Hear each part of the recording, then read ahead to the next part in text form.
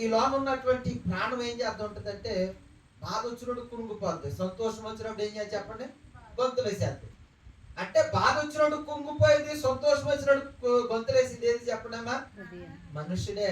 కానీ పక్షులకు తెలియదు అది, జంతువులకు తెలియదు అది. అవి తింటున్నాయా, వస్తువులు ఉంటున్నాయా, పడుకుంటున్నామా, ఇళ్ళు ఉన్నాయా, భవనాలు ఉన్నాయా, మందిరాలు ఉన్నాయా, ధనధాన్యాలు ఉన్నాయా, ఆస్తిపాస్తులు ఉన్నాయా, అంతస్తులు ఉన్నాయా, పేరు ప్రఖ్యాతులు ఉన్నాయా, తినటానికి ఏమున్నది, దాచుకోవటానికి ఏమున్నది, ధరించుకోవటానికి ఏమున్నది, రేపటిని గురించి ఏమున్నదన్న చింత, దిగులు, భయము ఏమీ ఉండదట. ఎందుకని చెప్పడమా?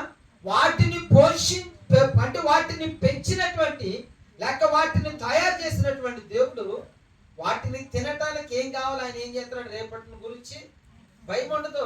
రేపుడు గురించి మాకు ఎందుకు ఈ రోజు కడుపు నిండి చాలా నిశ్చింతగా ఉంటాయి.